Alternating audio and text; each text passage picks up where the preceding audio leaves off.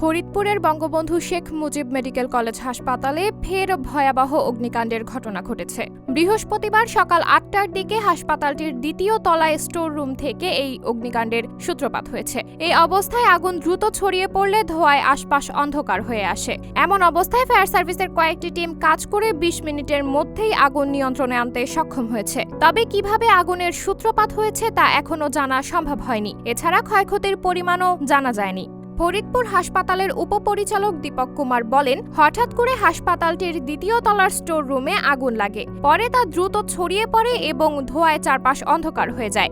Store রুমটিতে হাসপাতালের ঔষধপত্র, যন্ত্রপাতি, ফ্রিজ সহ নানা সরঞ্জাম ছিল। তবে ক্ষতির পরিমাণ এখনই বলা মুশকিল। আমরা আগুনের খবর দেওয়ার পরপরই ফায়ার সার্ভিসের কয়েকটি টিম এসে আগুন নিয়ন্ত্রণের কাজ করেছে। আগুনের সূত্রপাত সম্পর্কে এখনো জানা যায়নি।